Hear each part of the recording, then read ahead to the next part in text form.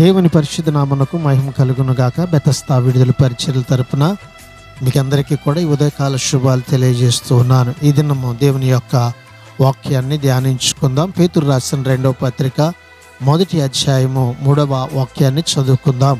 మన ప్రభు అయిన యేసుక్రీస్తును గూర్చినట్టియునైన అనుభవ జ్ఞానము వలన మీకు కృపయు సమాధానమును కలుగునుగాక.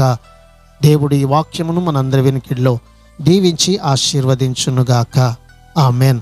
దేవుడు మంచివాడు, ఆయన గుణాలు పొగడదగినవి. ఆయన దేవుడు గనుక ఆయనకు దివ్య బల ప్రభావాలు ఉన్నాయి. క్రైస్తవ జీవితాన్ని గడపవలసిన రీతిలో గడపడానికి అవసరమైన వాటన్నిటినీ ఆయన మనకిచ్చాడు.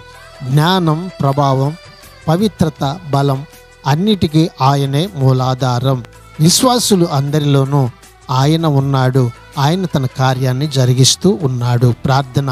మహాగణుడా, మహోన్నతుడా, జీవాధిపతి, మా మంచి యేసయ్య, నీ మహాకృపను బట్టి ప్రేమించి మరొక నూతన దినాన్ని మాకిచ్చినందుకు నీకు వందనాలు, స్తోత్రాలు చెల్లిస్తూ నిన్ను గూర్చినటువంటి అనుభవ జ్ఞానముతో నీలో ఎదిగే కృప ఇదిగో తండ్రి, ఈ దినమును మాకు అందరికీ కూడా దయచేయమని యేసు పరిశుద్ధ నామమును బట్టి ప్రార్థించి అడిగి వేడుకుంటున్నాము తండ్రి.